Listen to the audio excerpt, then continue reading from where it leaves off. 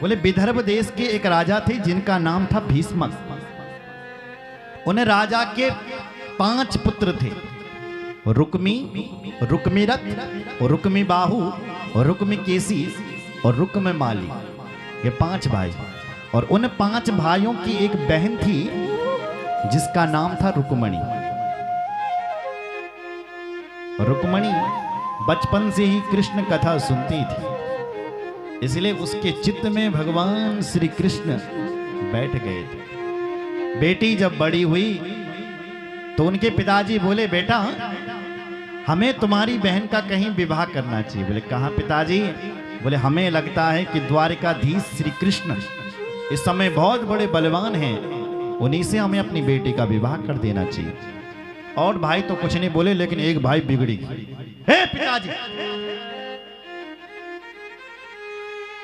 उस भजेड़ू के साथ, उस भजेड़ू कृष्ण के साथ हमारी बहन का ब्याह करोगे? तुम्हें पता नहीं है वो चोर है, चोर। बचपन माते इन लोग का रुमा घंचोरी आई, बड़ा होता है तो छल कपट किया, हम नहीं कराएंगे। पिताजी कृष्ण के भक्त थे तो पिताजी ने कहा, बेटा अब तेरा बाप कहीं तेरी बेटी का रिश्ता नहीं करेगा, तेरी बहन का रिश्ता, अब जहां भी रिश्ता करेगा वहां तू करेगा। अब तेरा बाप बैठ गया, तूने मुझे इतना सुना दिया ना। बेटा उठ करके गया, दूसरे दिन सुबह घर में आया, पिताजी से कहता, पिताजी बोल सुबह मेरी बहन की बारात होने लगी, बहन जी की कल सुबह बारात आ रही। बोले बेटा इतनी जल्दी तू रिश्ता कहां करके आया? तब बोला, पिताजी मेरे रिश्ते ऐसे वैसे नहीं होते हैं, सिंधु नरेश दमघोष पुत्र शिशुपाल के साथ में अपनी बहन का रिश्ता पक्का करके आया।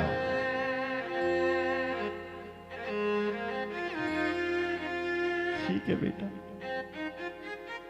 रुक्मणी ने जैसे ही सुना कि कल सुबह मेरी बारात आने वाली है, तो रुक्मणी की धड़कन तेज हो गई।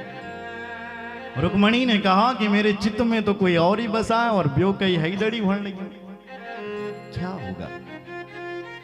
भाभियों से कहा, भाभी क्या करना चाहिए मुझे? भाभियों ने कहा, कुछ नहीं कर सकती है, अगर कृष्ण को ही जाना है। उस जमाने फोन तो है नहीं तब भी। कहा कि एक चिट्ठी लिख दे, चिट्ठी को जमान थे तब, चिट्ठी लिख दे। तो रुक्मणी जी ने चिट्ठी लिखी 7 श्लोकों में, और एक ब्राह्मण को बुलाया, ब्राह्मण का नाम शुकदेव। और शुकदेव ब्राह्मण से कहा कि हे प्रभु आप जाइए, और ये चिट्ठी नहीं है, ये पर्चा नहीं है, ये मेरे प्राण है, इसको आप श्री कृष्ण तक पहुंचाइए। ब्राह्मण ने सुना तो निकल पड़ा ब्राह्मण देवता, और चलता चलता रात भर चलता चलता चलता चलता चलता चलता चलता चलता दिन में शाम तक भगवान श्री कृष्ण के घर में पहुंच गए।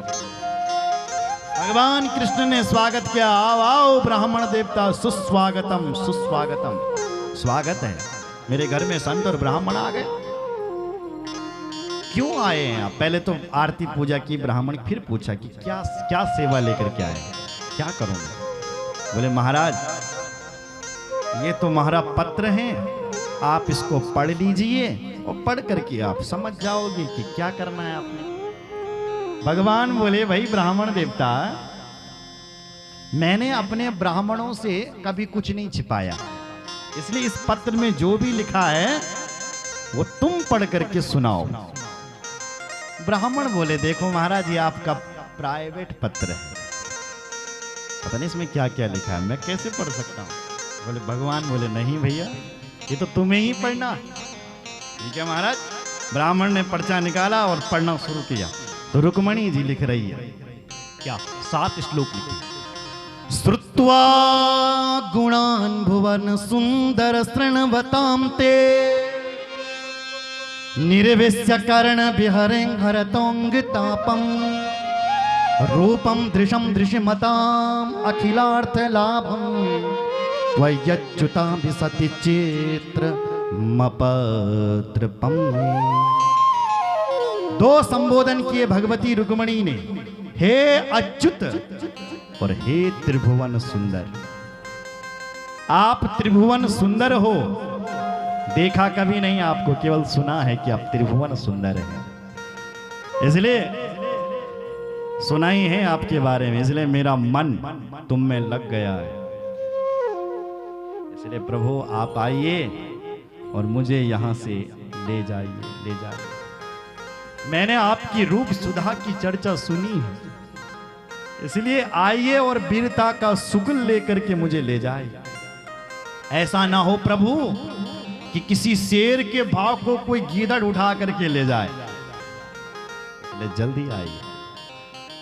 भगवान बोले भाई तुझे लेने के लिए तेरे भाई हमला करेंगे मेरे ऊपर, क्या तेरे भाइयों को मार करके तुझे लाना पड़ेगा? तो रुक्मणी कहते हैं नहीं, क्या करना है? तो दूसरा श्लोक बोले उसका एक उपाय। क्या उपाय? अंतःपुरांतरचरी विनहन्त्य बंधो त्वामुद वहे कथमिति परयुदाप्युपाय। पूर्वे दुरस्ति महती कुलदेवी यात्रा यस्यां बहिर्नववधू गिरिजामुपेया।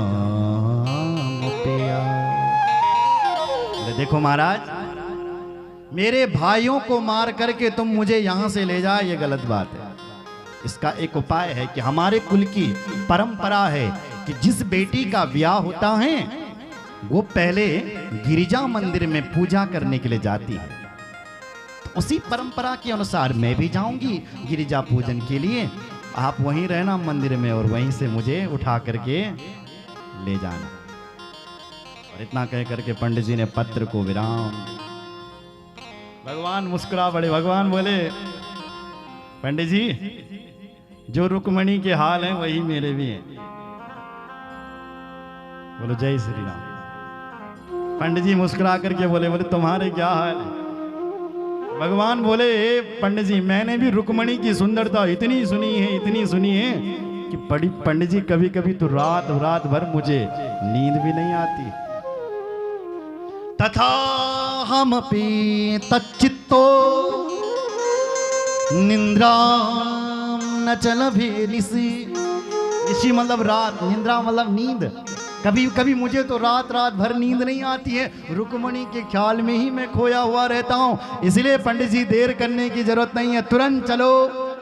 उसी समय भगवान ने 4 घोड़े मंगाए, शुक्रीव, मेघपुष्प, बलाहक और सैव्य, उच्चे सर्वा जैसे घोड़े, और रथ सजाया, पंडित जी को बिठाया और सीधे चल पड़ा।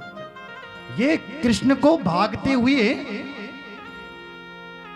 दाऊ भैया ने देख लिया, आवाज लगा ए कृष्ण तू कहां जा रहा है? तब तक तो भगवान का रथ दाऊ भैया ने लोगों से पूछा भाई ये कृष्ण कहां जा रहे हैं? रात हो रही है, आधी रात को कहां जा रहा है ये कृष्ण? बोले महाराज हमें कुछ नहीं मालूम, इतना मालूम है कि कुंडनपुर से एक ब्राह्मण आया था, एक पत्र लेकर के आया। अब क्या क्या उसमें लिखा था, इनकी क्या क्या बातें हुई अंदर, वो हमें पता नहीं है, और पत्र सुनकर के सीधे जा रहे। दाऊ भैया बोले आगे का कार्यक्रम मुझे सब पता है। बोले क्या? बोले कुंडनपुर के भीष्मक जी महाराज की कल बेटी का विवाह है, रुक्मणी का। शिशुपाल वहां बारात लेकर के आएगा और शिशुपाल के साथ वहां सेना होगी, और मुझे पता है कन्हैया का मन उसमें है, तो कन्हैया तो अकेला चले गया, मुझे अपने छोटे भाई की हेल्प करने के लिए पूरी नारायणी सेना को लेकर के जाना चाहिए। तुरंत दाऊ भैया ने रथ घोड़े सजाए और नारायणी सेना सजा करके चल पड़े। कहां? कुंडनपुर। जब तक भगवान कुंडनपुर में पहुंच गए तब तक वहां शिशुपाल धड़म धड़म धड़म बारात देखते हैं। रुक्मणी जी ने कहा बारात भी आ गई और ब्राह्मण का संदेश भी नहीं आया, तो भगवान शिव जी को याद करने लगे। दुर्भागाया न में धाता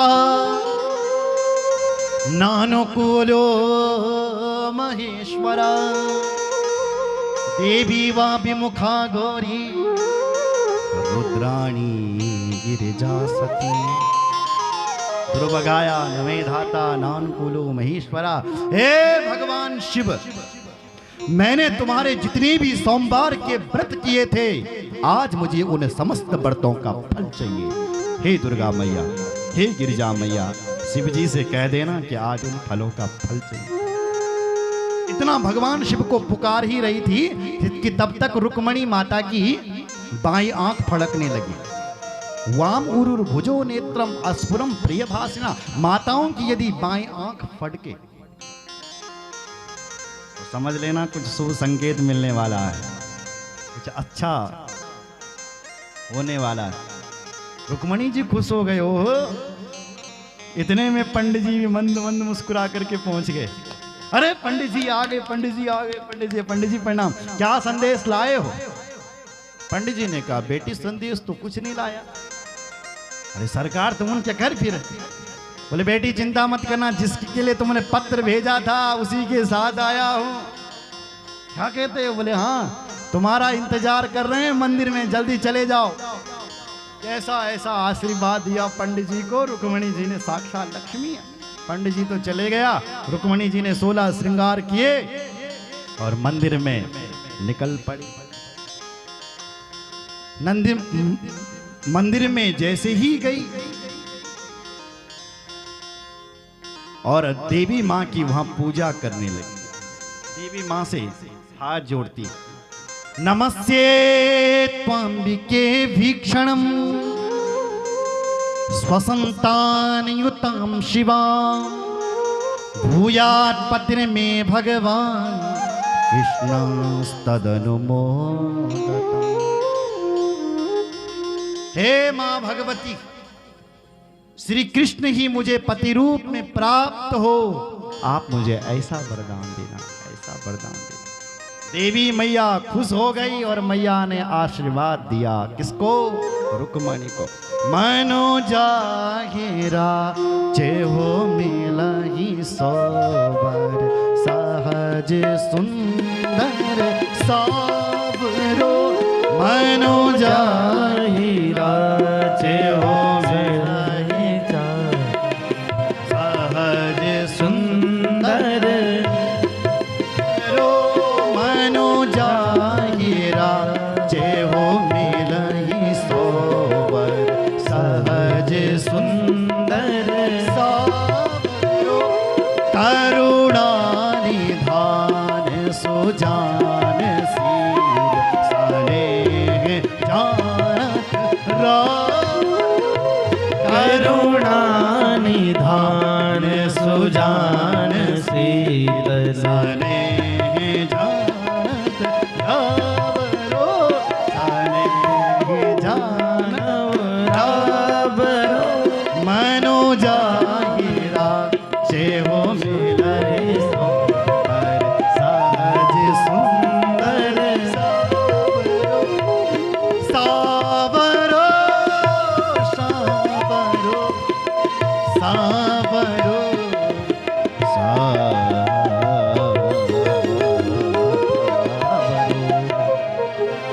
मैया ने आशीर्वाद दे दिया, बेटी तू जिसे चाहती है वही तुझे वर मिलेगा। रुक्मणी जी पूजा कर रही थी। इतने में भीष्मक महाराज को पता चला, किसी ने कह दिया, हे महाराज तुम्हारे नगर के बाहर द्वारिकाधीश कृष्ण खड़े हैं। भीष्मक महाराज ने जैसे ही सुना कि कृष्ण भगवान खड़े हैं तो वो सगाई का सामान लेकर के जा रहे थे, क्योंकि भीष्मक के पुत्र ने कहा था मैं केवल बात करके आया हूं, मैं सगाई करके नहीं आया था पिताजी, तुम पहले सगाई का सामान चढ़ाओ दूल्हा सरकार को। तो सगाई का सामान लेकर के जा रहे थे शिशुपाल के लिए। तब तक किसी ने खबर कर दी कि द्वारिकाधीश कृष्ण आए हैं। बोले सबसे पहले तो हम उनकी पूजा करेंगे। तो दौड़ दौड़ करके गए, कृष्ण भगवान से मिले। रुक्मणी के पिताजी लो जो सगाई का सामान लेकर के जा, उन्होंने सोचा शायद यही दूल्हा है, इसीलिए तो महाराज इतना प्रेम बरसा रहे हैं। तो उन्होंने सारा सगाई का सामान श्री कृष्ण भगवान के चरणों में चढ़ाना शुरू कर दिया। सगाई का सामान चढ़ना था शिशुपाल को, जो सो चढ़ गया गोपाल को। भगवान भी हंस पड़े। भगवान बोले अरे महाराज इतना सब करने की क्या आवश्यकता थी, अब भीष्मक जी ने सोचा गड़बड़ तो हो ही गया, फिर भी कहा सरकार हमारे गांव चलो आप। कितने बड़े भाग्य खुल गए हमारे। भगवान बोले बिल्कुल नहीं, मुझे जल्दी में मेरे बड़े भाई मेरा इंतजार कर रहे होंगे। नहीं महाराज मैं नहीं आऊंगा। जब नहीं माने तब भगवान चल पड़े। जैसे ही कुंदनपुर वासियों ने भगवान श्री कृष्ण का दर्शन किया तो सब भगवान से प्रार्थना करने लगे, हे भगवान हमारी बेटी को रुक्मणी को यही दूल्हा मिले, यही दूल्हा मिले। एक बूढ़ी माता तो कहने लगी, हे हनुमान जी, हे भोलेनाथ, मैंने जितनी भी तेरी भक्ति की होगी उसका आज यही आशीर्वाद देना कि हमारी बेटी रुक्मणी को यही दूल्हा मिले। ऐसी प्रार्थना। भगवान को लगा वहां रुक्मणी मेरा इंतजार कर रही है, यहाँ मेरे को लेट हो गई। तो भगवान बोले भाई साहब अब चलते हैं अपने राम, मेरा बड़ा भाई मेरा इंतजार कर रहा है। तुरंत भगवान मंदिर में पहुंचे। तब तक रुक्मणी भी बाहर आ गई थी, पर तब तक शिशुपाल को पता चल गया, हे महाराज आप यहाँ जनवासे में बैठे हुए हो। बोले क्या हुआ? बोले वहां सगाई का सामान श्री कृष्ण को लोग चढ़ा रहे हैं। शिशुपाल का दिमाग खराब हो गया, ये कृष्ण कहां से आ गया मेरी सगाई में? वो भी कृष्ण आया है तो बिल्कुल गड़बड़ करेगा वो। बारातियों ने कहा, हे महाराज हम कोई खाने पीने के लिए नहीं आए, बारात के लड्डू खाने के लिए नहीं आए, पूरी सेना लेकर के आए, हथियार लेकर के आए हैं, आदेश दो। तो शिशुपाल ने कहा जाओ और रुक्मणी की रक्षा करो। चल पड़े महाराज सैनिक। पता चला कि रुक्मणी मंदिर में जा रखी है पूजा करने के लिए, तो सारे मंदिर को ही घेर दिया। रुक्मणी जब बाहर निकली तो पूरी सेना को देखा। रुक्मणी तो कह रही है मैंने पत्र में तो लिखा था कि मंदिर में कोई नहीं होगा, यहां तो इतनी बड़ी सेना है, अब क्या होगा? अब रुक्मणी बाहर से आई और हर चेहरे को ध्यान से देखने लगी। थोड़ा ध्यान से सुनो जरा, हर चेहरे को ध्यान से देख रही है। जिसको भी ध्यान से देखती है वही सोचता है कि ओहो लगता है हमें देख रही है, हम भी कोई कम सुंदर नहीं है, लगता है हमारा ही क्या होगा। पर रुक्मणी देख रही है कृष्ण भगवान और सब सेवक जितने भी हैं सब महिमा गाते चल रहे हैं। देखो देखो, कोई कहता है बाल देखो कितने प्यारे हैं रुक्मणी के, एक कह रहा बाल नहीं, बाल देख रहा, साड़ी नहीं देख रहा कितनी प्यारी पहन रखी है इसने, एक कह रहा साड़ी देख रहा, मुस्कान नहीं देख रहा कितना प्यारी है। रुक्मणी हर चेहरे को ध्यान से देख रही थी कि कृष्ण कहां पर है। तब तक भगवान ने हाथ हिला दिया, ओह हम हैं। सेवक अभी भी वर्णन करते जा रहे हैं। रुक्मणी को हंसी आ गए और लोग कह रहे हैं जो खड़े हैं सेवक, अरे देखो देखो हंसी देखो कितनी प्यारी है। भगवान ने रुक्मणी का हाथ भी पकड़ लिया। सेवक कह रहे हैं जोड़ी कितनी प्यारी है। भगवान रथ के ऊपर बिठाए, सेवक कह रहे हैं रथ कितना प्यारा है। सब वर्णन करते चले जा रहे हैं। भगवान लेकर के भी चले गए। सेवक कह रहे हैं घोड़े कितने प्यारे हैं, हवा की तरह उड़ रहे हैं, हवा की तरह। जब भगवान कृष्ण दूर लेकर के गए तब उनको ध्यान आया, बोले भैया रुक्मणी तो चले गई लेकिन हम किस लिए आए? एक ने कहा रुक्मणी की रखवाली। बोले कहां है रुक्मणी? सखियों ने कहा रुक्मणी तो चले गई। बोले अब शिशुपाल हमें जिंदा नहीं छोड़ेगा, पकड़ो पकड़ो। तो दूसरे जितने भी सेवक थे शिशुपाल के, उन्होंने श्री कृष्ण भगवान का पीछा किया। देखो जरा, पीछा किया पीछा किया पीछा किया। रास्ते में भगवान श्री कृष्ण का रथ पकड़ लिया।